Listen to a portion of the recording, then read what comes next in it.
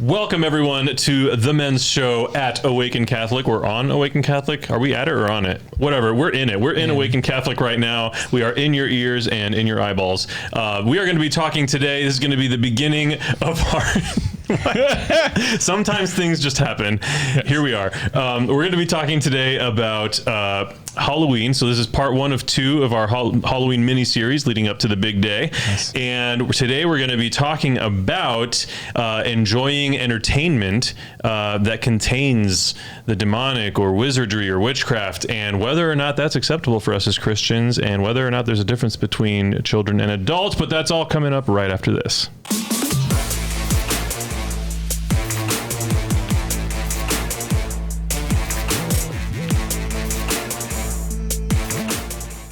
Okay, boys, here we are. Happy Halloween. Happy Halloween.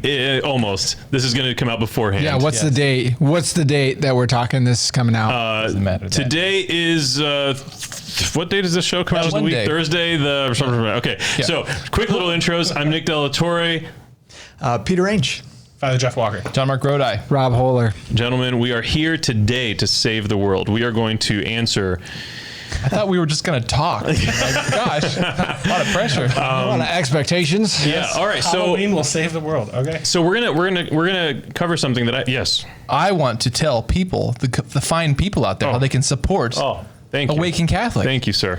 You know, if you are interested in supporting what we do here at AWAKEN Catholic, join the AWAKEN Nation. Go to awakencatholic.org/donate, where you can make a one-time or recurring donation to support our efforts, your efforts with us to bring people truth through beauty.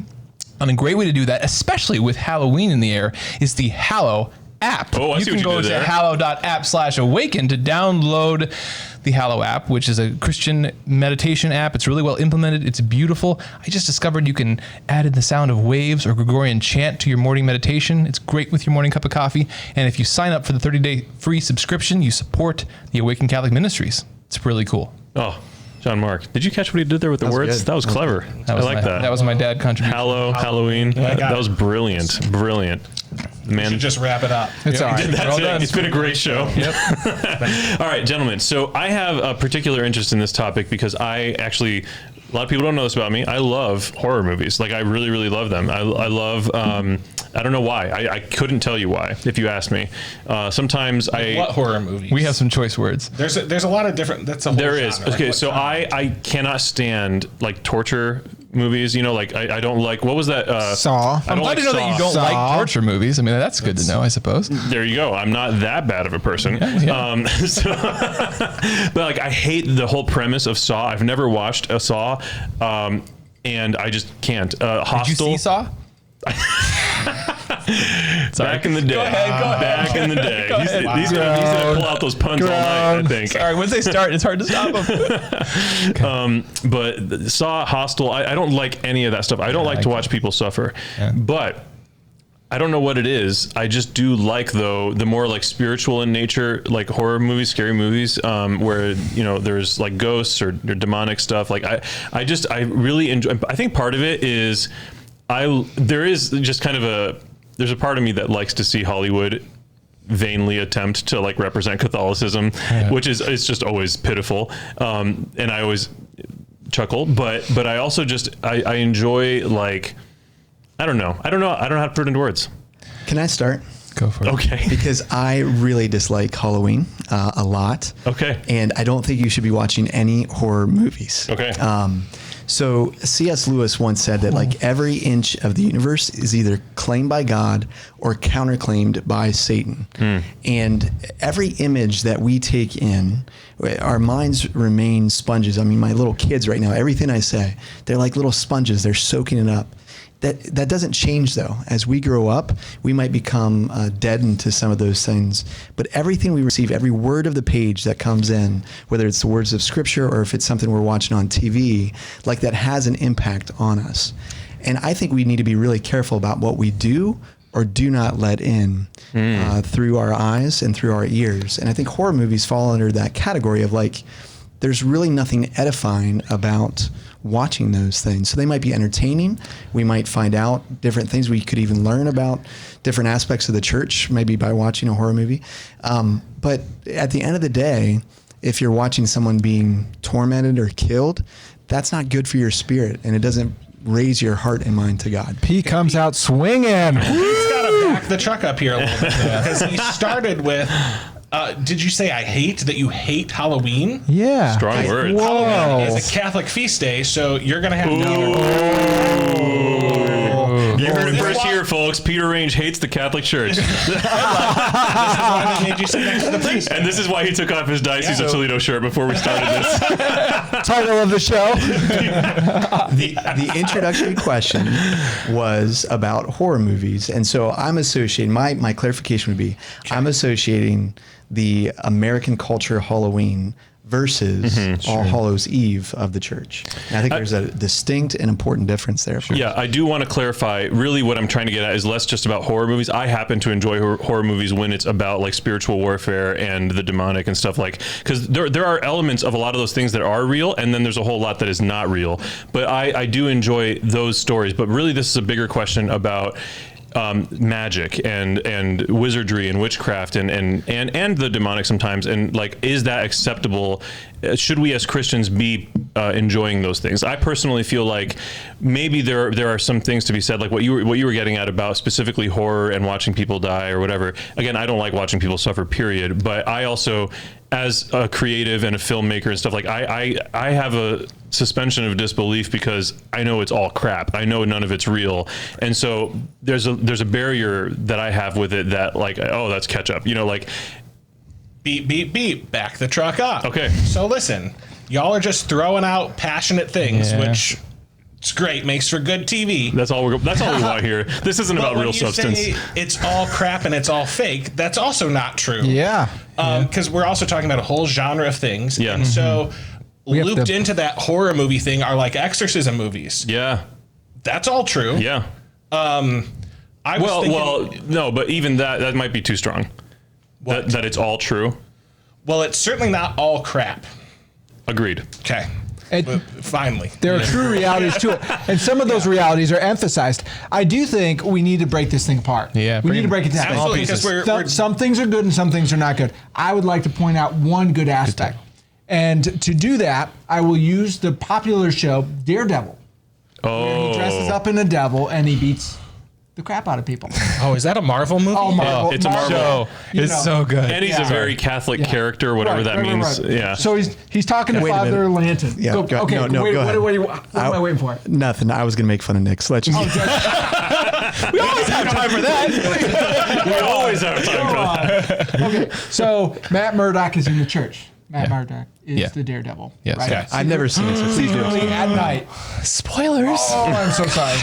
That's a I don't think that's a secret. in the first episode, not a big deal. So he's talking to the priest and he's talking about the devil inside him. And he says, why did you put the devil in me? Why do I feel in my heart and my soul clawing to be let out if that's not part of God's plan? And Father Lanton says, maybe you're being called to summon the better angels of your nature. Maybe that's the struggle that you're feeling deep within you. And Murdoch says, I'm getting there. It's a little, So, and how do you know the angels and the devil inside of me aren't the same thing? So Father Lantum says, I don't know, but nothing drives people to the church faster than the thought of the devil snapping at their heels. Maybe that was God's plan all along, why he created him, allowing him to fall from grace, to become a symbol to be feared, warning to us all to tread the path of the righteous. So I do think the devil, as a symbol, as any evil thing, can be used, not just as a symbol, and in reality, can be used Interesting. to bring about a good. And I think depicting that is not in and of itself wrong to do, provided the aim and the intention, or there's room to allow the fact that that depiction leads to that salvific vision. Yeah, and can I build on that too? Because that's the distinction that I wanted to make here. Is that first of all, when you say horror movies, I don't exactly know what all we're referring to. Like, how narrow or wide is that? Because, for instance, the movie Which The Passion was my of the original question, I think, Yeah. which we still have. The Passion of the Christ. Out there. Mel Gibson's Passion of the Christ. Okay, that has some devil moments in that movie. Yeah. That are scary. If you're not ready for them, you're gonna fall out. Well, of your and seat. it's a torture film. Well, okay, I don't know what that means. I don't know what that There's a man who is tortured, and you see it graphically in the film. One important distinction that I like to make is that when we're talking about whether it's demonic stuff or whether we're talking about violence or whether even we're talking about perhaps some sexual stuff, is that the works of art where the content is there for the sake of the art, or where the art is there for the sake of that content. Like there are lots of shows on television that are poor excuses to show boobs and violence and torture and demons. Okay, then there are great works of art that show the human form and reveal the human form, the beauty of the human form. You know, many statues, many great paintings of the Middle Ages do that.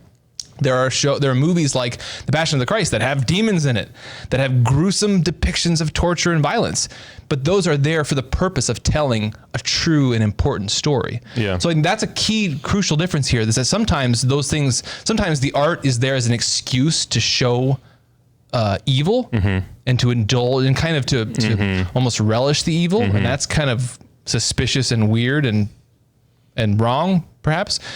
And then there's art where those things are present in order to tell the truth, to tell a truth. And that's an important distinction, I think, to keep in mind. Well, and that piece right there that you said, that it tells a truth, or even a piece of it sometimes. Like, I understand about a lot of, from a secular standpoint, a lot of these types of films help secular society, help the non-initiated, person who is not Christian, who's not Catholic. It keeps in the back of their mind like there is a spiritual reality, and it helps them to kind of create a visible understanding of that. And it does evoke from people like, I do believe in the spiritual realm. I believe in ghosts. I believe in demons. And part of that is what they're learning through those things. And obviously what they're learning is very wanting, but it's potentially exposure to a higher reality, even if it's only a partial truth or largely false. So I think this leads to a question that people need to ask themselves very much. Like, why are you watching this? So you can, I think it's very easy. Yeah, Nick. I'm getting there. It's very easy to couple, like, I like this grotesque horror genre, people killing, I'm attracted to this for some gross reason. That's not me. I don't like that. No, I don't like that. I literally started out saying I don't like that. For this teeny tiny piece of truth. I think you have to make a judgment to say, is watching this mature content leading me in some way to the truth? I can tolerate some mature content, provided the story, the salvific nature of the thing overshadows or it lends to that. But there is a discernment that needs to be had to say, am I attracted to these things? Am I drawn to these things? And, it happens to have a good story, but I'm watching it for these reasons, and somehow they're affecting me in a negative way.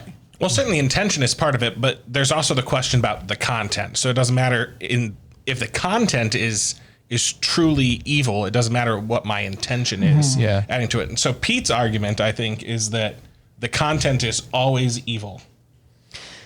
I would say that most of what we're receiving or even talking about when we're talking about horror films today, the intent for me that's really important is not necessarily the viewer, but who's making it, going back to John Mark's point. It's like, well, what is the artist trying to say? Right. Yeah. And I would say the vast majority of what we're receiving today is not coming from a place of wanting to help people spiritually grow, but it's all about the bottom dollar. It's about making money. In the horror genre, probably true. Yeah. I think, and so maybe we have to, in particular for some of the crappier horror in particular, it's all just a cash grab. There's sometimes in secular art, I think it does happen sometimes that a secular artist who isn't explicitly, consciously, intentionally trying to show truth, that still happens sometimes in some music, in some paintings, because they're listening to the muse or they're cooperating with grace, whether they know it or not. That happens sometimes.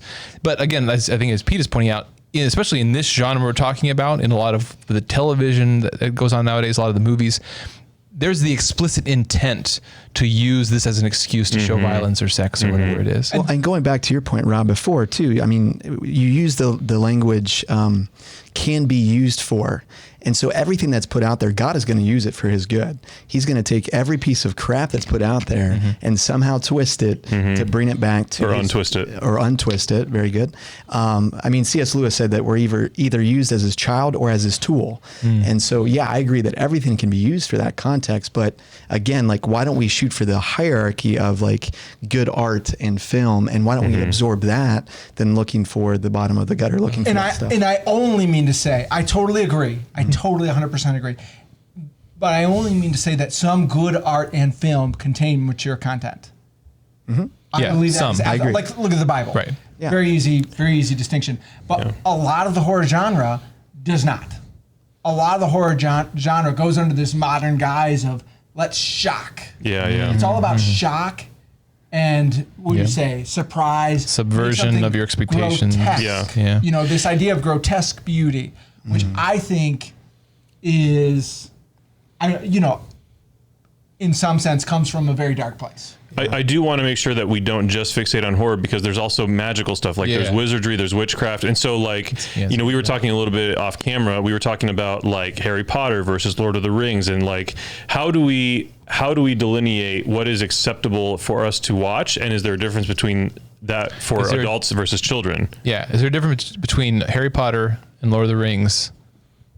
Now we have a natural bias other because Tolkien. I like Harry Potter too. I mean, Yeah, right. But it would be easy to say, well, obviously Lord of the Rings is good. Tolkien was a Catholic. Yeah. Let's start from the broad and work to the narrow. Like, Let's do is that. any depiction of magic in literature problematic? Rephrase that. yeah. I don't like that. question. Is it ever? He's saying, really Is it ever hyperbolic. appropriate? is it I'm ever? bad at coming up with these questions. No, I thought that question was great. I'm sorry that no one else thought it was, but I thought it was great. I appreciate Say it you. differently. And that. Say it differently. Say it again, but make it sexy. Oh gosh. Yeah, users. Is For the there- purpose of telling the truth. Okay, is there ever a case in which sexy magic displayed in art? You said make it sexy. That goes off in different directions. Not what he meant. There's no possible way that's what he meant. Okay. Sorry, I derailed this. How can we resurrect it? But I think you were going in the right direction, minus some of your. Yeah. So basically, you're asking broadly, is it ever okay to depict magic, things that are not of God, so to speak? Is it ever okay to depict that in art? Is there ever a good reason for that, and is it acceptable? Yes. Yes is the answer. So Pete's got a problem. no. I do think yes is the answer. However, it goes back to the author's intent. So I think of the Narnia series when you're talking about using of magic and stuff like, but that's an author who had a very Christian worldview and understanding of the universe, and so he's trying to use children's imagination and everyone's imagination to draw people to the higher and to the good. Saint Ignatius says that like God gave us our imagination. So that's, if God gave it to us, well, let's use it. Right. So that's what the spiritual exercises are. You enter into the scriptures using your imagination. So there's nothing wrong with our imagination or using things of that ilk. It's just, we have to be so very careful because of how dark the world has become. These things have a tendency to lead people away from the truth rather than towards it. Great example with Chronicles of Narnia. So in that, they make distinction between two types of magic. Yep. So they have magic. Preach it, brother. And there's a basic magic that is used by the witch. The White Witch. White Witch. Thank you, John Mark. He'll be my fact checker on this. True. If he's wrong, Fact check. True. If I'm wrong, it's because he's wrong. Because Oh gosh. That was smooth. He just So threw you right under the Weight of bus. responsibility So here. this magic is used like I have the ability to manipulate power to my own will and for my own purposes. And it's and then there's also this idea of the deeper magic, which C.S. Lewis talks about, which is very much grounded in religious faith and it's very much subservient to a greater good. Yeah. No, I thought you were done. Please Go ahead. expound better. Well, yeah. So, let's move to Lord of the Rings for a moment here. Oh, yeah. Okay. Different types of magic. Even in our world, the world that we live in, we have different types of magic, different types of power. When we're talking about magic, we're talking about power. Okay. So we have power that's been given to us by our nature. Like I have the power of intellect and free will and to wiggle my fingers on command. It's a pretty cool trick that I have, but that's a power that is proper to me. It's given to me. Now, the power to create technology to do things is also proper to me. But once we get there, we're getting into power that I've then constructed and can be used. There's the further we get along this path of power, the more there's a temptation to abuse the power. It's interesting in throughout different works of literature, like Narnia or Lord of the Rings. There's almost always a distinction between a proper use of a given power, so like Gandalf in Lord of the Rings, he uses his power carefully. It's power that was given to him. Whereas that's always contrasted with power that's taken, seized for one's own personal gain. So Sauron, Gollum, other characters in there. A difference between power that God gave this to me for a purpose and I'm using it for its purpose versus power that I seize for my own purposes. And so even in our world, you could talk about magic, because there is magic and demonic activity and witchcraft and stuff in our world, which is power seized for my purposes apart from God's plan. But that's also true in a very similar analogous sense with technology. It's actually interesting, in like the Enlightenment period, there was a huge uptick, not just in technology and scientific learning, but a huge uptick in interest in magic and the occult and witchcraft, because the desire is the same. It's to usurp power, to take power that I can use apart from what God's called me to do. So that's a crucial distinction here too. In literature, one of the things that again distinguishes two different types of power and magic is this power given from the creator, from, you know, the God of the universe, of the work of literature, versus the power taken or usurped. Well, I think the power is always given. You know, you look at Saruman, he has the power just like Gandalf. Lord of the Rings. For you nerds, That's nerd true. time. Yeah. Okay, so they both have the power from the Valar, who are the higher angels in the Lord of the Rings. Yes. That's when it flipped over to nerd time. It wasn't until you As said soon the as you word start Valar. citing stuff that's not actually in the movies. Once it goes to the Silmarillion. Yeah, exactly. All at the service of jumped the Eru, who is, you know, Oh my gosh. itself, God. The Iluvatar, That's the new drinking game. All-Father. God, The All-Father. Okay, so they both have this power given, but Saruman uses it for his own purposes, and Gandalf uses it to serve the Valar in service of Eru. Pete, Okay, so He's struggling so much. nerd. All the time So you I- spent I rooting have for a the Cleveland legitimate Indians, question, though. sorry, go on. Don't get in my sports team. So magic, like, where did magic come from? I might want to change my answer. Like, where did magic originate from? Was it something in someone's imagination, or was it literally like a witchcraft, and that's how magic got its name? Because if that's where it came from, I might want to say, well, that's an intrinsically bad thing. If that came from Interesting. a demonic force or power, then I don't like this idea of like magic at all, period.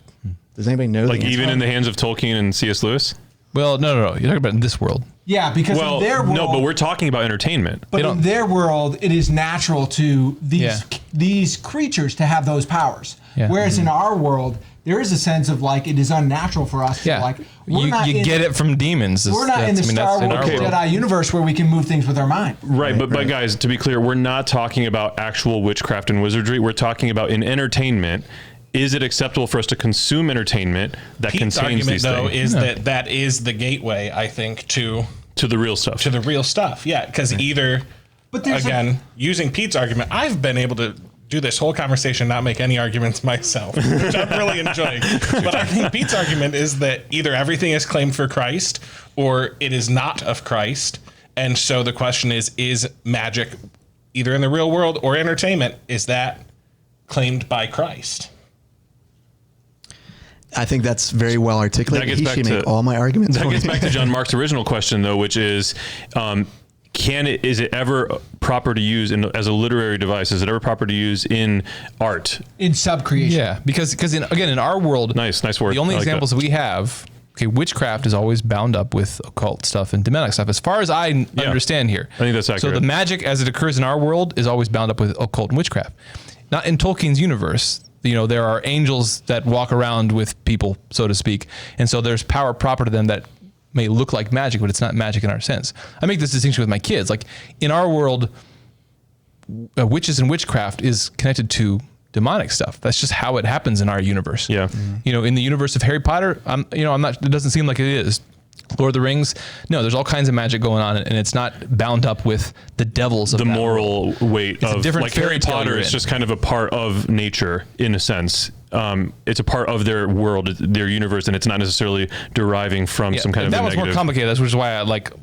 Because It's a bit more complicated It's tied example. up with the symbols of our world. Yeah, it's very. Yeah. It's a complicated sort of. And then the other part of it is like what you were drawing. You were also saying, that we could use the word power instead of magic, and then that really changes things because, in a sense, if we're looking at power and magic as being a little bit synonymous for our purposes, like Jesus was magical. He did a lot of magical crap. Pete's not going to like that. Hold on. So if you take, it depends on how you're going to define magic. And so if No, you I literally just explained how I'm defining it for that purpose, right? Yeah. But Power. I think even more helpful definition, though, is not just power, but supernatural power. Yes, I agree. So magic It still fits. It still fits, but magic is a gateway to the supernatural, and in literature and entertainment, and that can either take you to the good supernatural, or it can lead you down an evil path, towards the supernatural. But it's very much, and I would say sort of a lot of the, I don't know if I want to say horror movies, because I honestly don't know a lot of horror movies. I don't watch a lot of horror. I don't watch any horror movies really. But the things that you see the supernatural in, when you're talking about ghosts, or things like that, it's all a gateway to the supernatural. And I think that can be a good way to realize that there's more to this life than meets the eye. That's what I was getting at earlier. It doesn't have to lead you down a path of darkness at all. And the other thing is, in most depictions, I think there's also a difference in whether or not it's glorified in the art. So like in most depictions, when you see someone kind of going down a rabbit hole of magic, like they end up ruining their lives and the people around them. And you do see that. In a few examples, it's less so the case, where in that Netflix show Sabrina, for example, Sabrina the Teenage Witch, it's not like the romantic comedy from yesteryear. It's like a dark, the new version. Yeah, it's like a much darker depiction that's actually accurate to the comics from way back when. And there it is very much glorified. Like Sabrina is the heroine and the protagonist, and she is rising in the ranks literally in hell. And so that is a very clear example of it being glorified. Yes. Yeah. Whereas there are instances where in horror movies or in depictions of magic where you see it ruin people's lives, and they're not pretending it does otherwise. And I think that there is still good to be seen there too. That ultimately our pursuit for power that is not our own or that is not given to us by God ruins us. But I think you really have to ask a question yourself of like, why are you watching this? Is this lending to that purpose, Nick? Oh my gosh. Listen, I threw myself out there knowing that we would just cultivate this conversation. It's not like it's that bad. So I want to try to make some distinctions here. Okay, so I think when talking about the depiction itself or the thing itself, whether it's in our universe or another universe, I think that's useful. The question of, is this a power given or a power taken? And then is it used, if it's illicit, if it's a power given to me, like my intellect, am I using it for God and his purposes or not? So those are helpful to think about. But then it's a separate question. This is more where we started with, is that with all that said, certainly depicting white magic, so to speak, Gandalf using a power given to him by Ilúvatar in the Lord of the Rings universe, all right, everyone take another drink, and used for his purposes, that's certainly positive. But the question is, when evil examples of magic or power are used in literature, what constitutes a good use of that or a bad use of that? Is that a helpful place to go? But I also like, along those lines, like going back to the use of the word power, or supernatural power more specifically, like we do need to have an awareness as a society that there really is more than what's around us visibly. And there really is supernatural power that is hard to comprehend. And if you saw it in action, you'd be like, what is that, right? You saw Jesus in action, you were like, wow, there's something special about this man.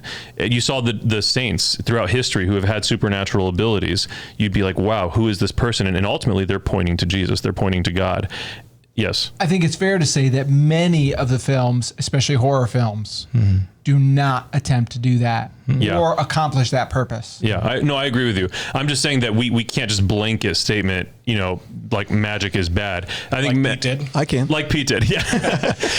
But it depends on the definition. Like even after all we've said, so you're going to still stick with magic is always bad. If the etymology of itself is like, and I know I'm probably using that wrong, like, because that's right. That's good.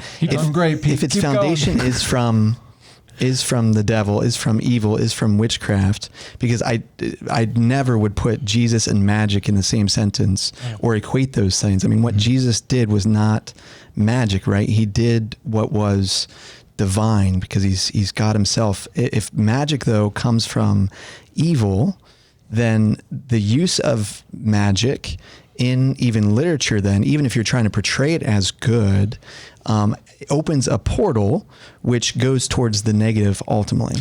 But I think that's where I would say, there is already in our world and universe a supernatural battle going on.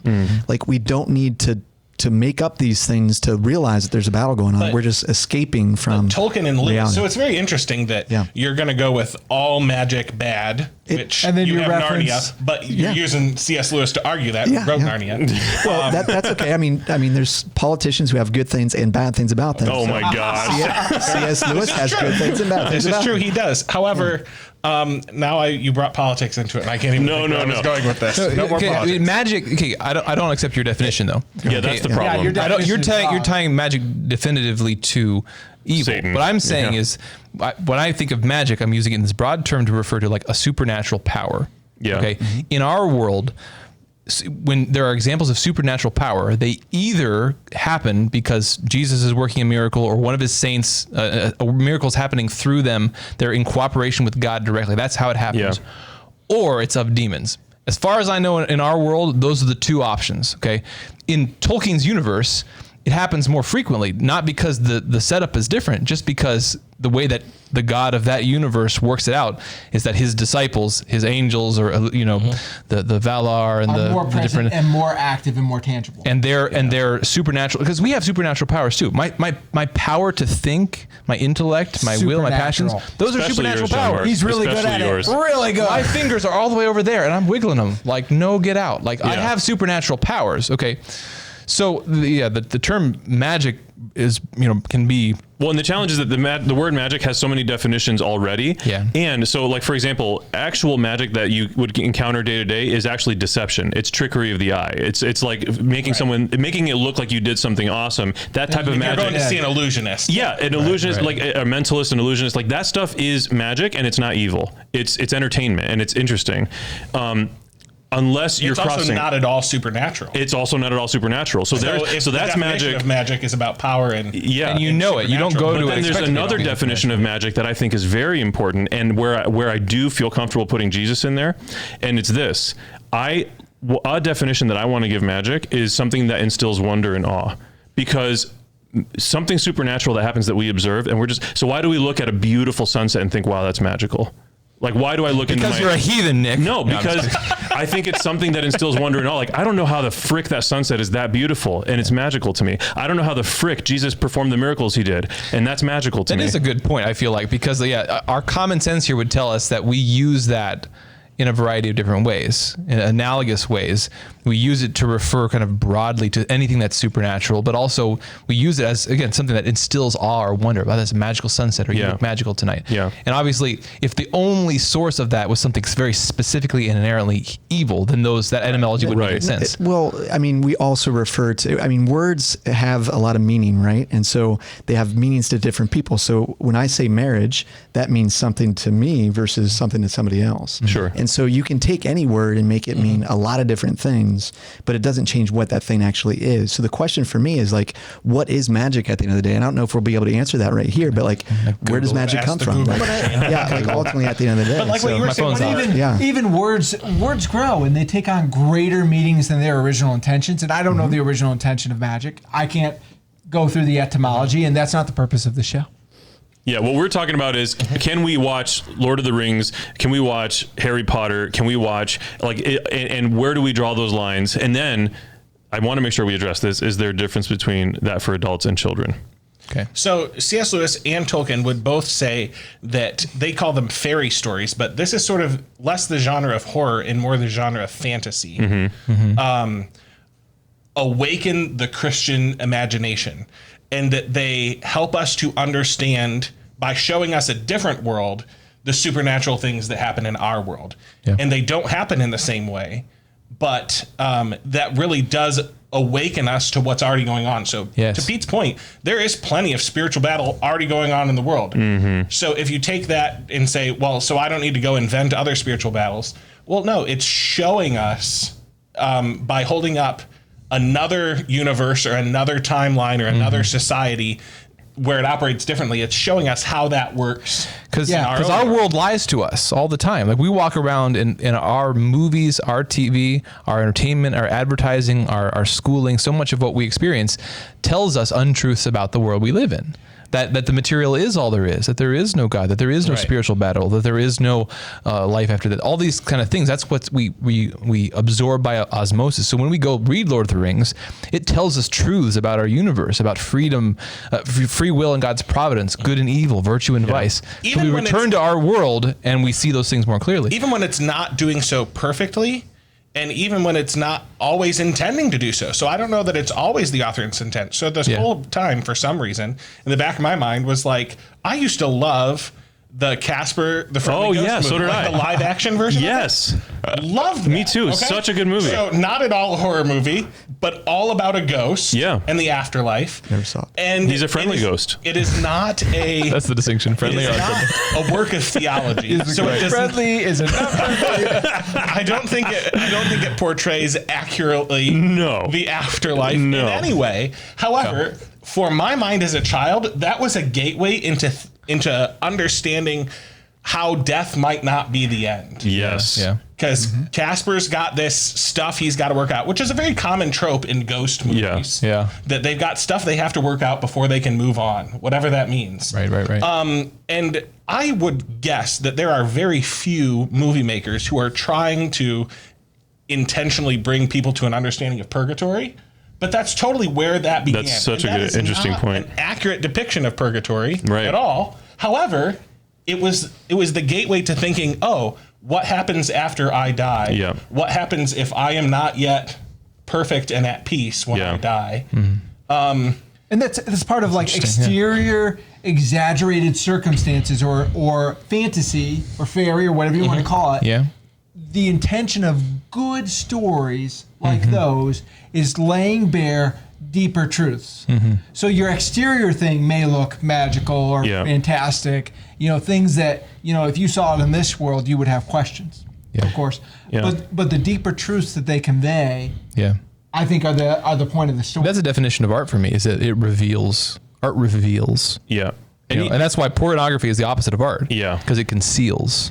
But Well, even in reveals. examples like Casper, and then even in some horror movies, what you do see, other than just kind of something that triggers in the mind and in the spirit an awareness of the other things, you also see, like, I think if I remember correctly in Casper, and I don't want to spoiler alert. Like 22 Yeah, if you haven't seen it by now, it's your fault. But if I remember correctly, there was an element of self-sacrifice that was needed for the plot, and to see that enacted, and he did that out of love, and that is something that as a child I was able to really, I remember it to this day. I haven't seen that as an adult. I have not watched that movie as an adult. And I remember to this day the Literally sacrifice. have not seen it in 22 years, but I remember this idea of working out your imperfections. Yeah. And then the this idea of self-sacrifice for love. Absolutely. I think this is hilarious that you guys remember so deeply. Casper the Friendly Ghost. It's got to be on some streaming service. We're going to get together. Movie night. Yeah. Men's show movie night. Live commentary. Casper the Friendly Ghost. Yes or no? Yeah or nay? I've never seen it, so obviously no. I guess that's fair. That's amazing. Like even that term ghost, like, okay, well, where did ghost Jesus come uses from, the word ghost. right? So, Yeah. Spirit. okay, spirit and ghost, though those are two different No, They're not. No. ideas. Holy Ghost, though. man. Holy Ghost, Holy Holy Ghost. Spirit. Holy Ghost. Okay, Sorry. I'll concede that point. He is wrong. Mark it down. Hold on. If you're keeping score at home, make sure to. Okay, so when we're talking about these things, I'm thinking very much of modern day entertainment, including the 80s, of like, well, what is I'm imagining what Casper looks like, and I don't think it's like, I'm thinking of Ghostbusters, like the ghosts in those types of series. So I'm thinking of like, okay, well, where do those things again come from? Yes, there are spirits.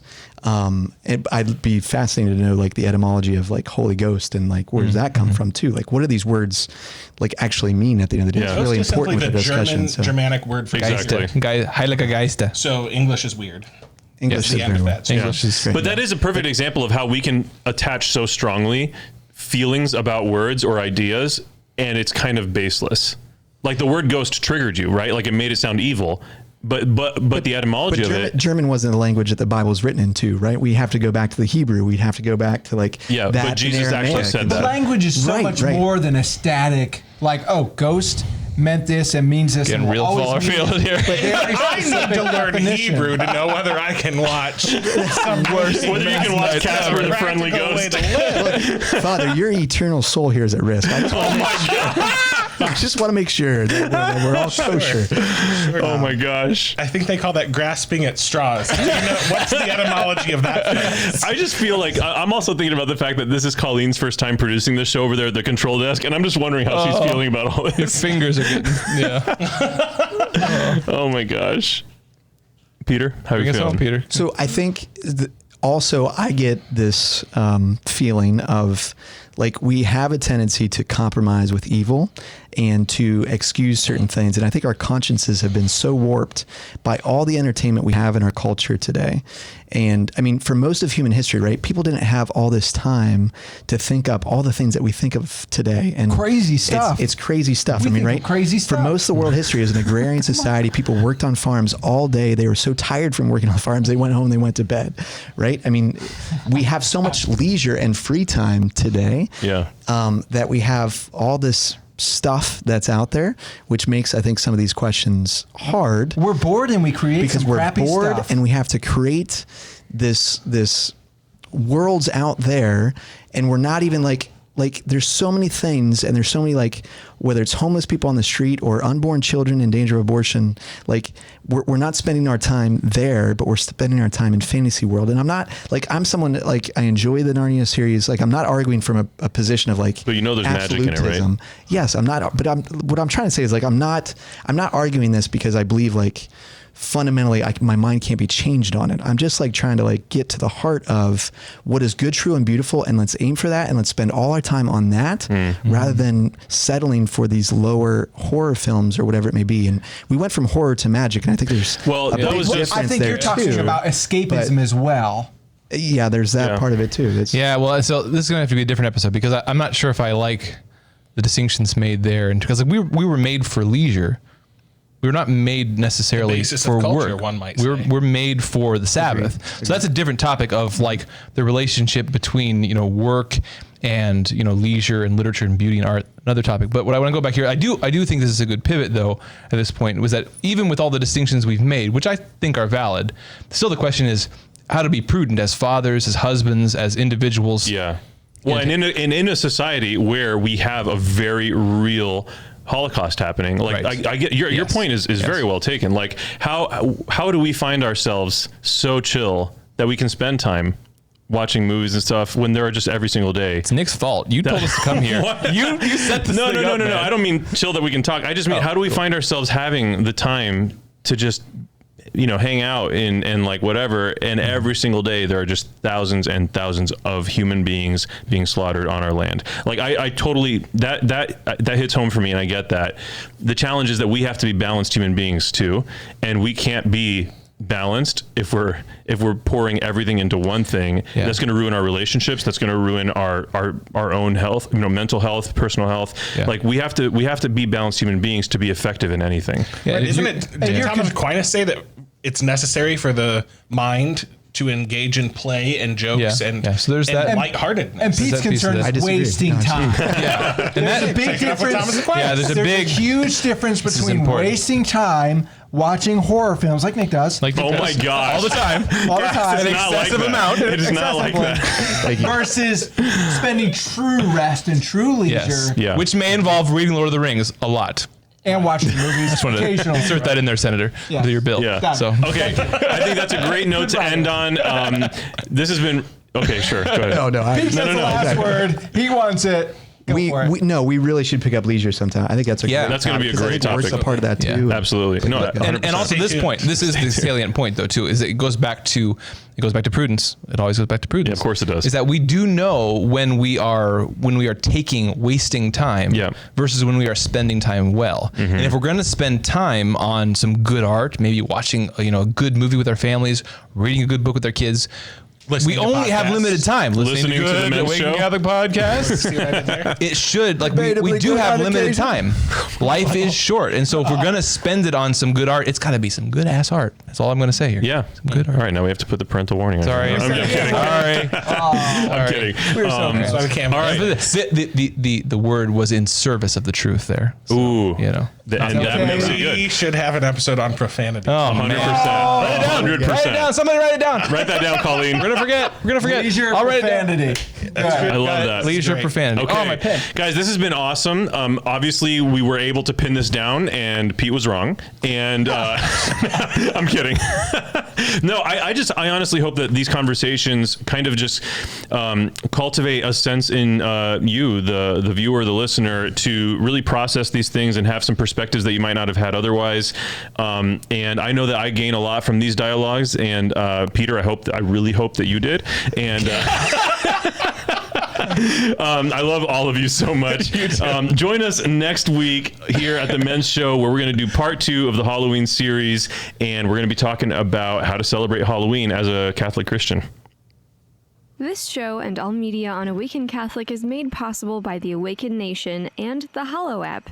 The Awaken Nation is a community of people like you who support all things Awaken for as cheap as a cup of coffee a week and get access to exclusive content. Learn more by visiting awakencatholic.org/donate. Hallow is the only audio-guided Catholic prayer app focused on contemplative prayer and traditional Catholic meditation such as Lectio Divina, Daily Examen, and the Rosary. We here at Awaken all use Hallow every day and love it. To learn more or give it a try, visit hallow.app/awaken.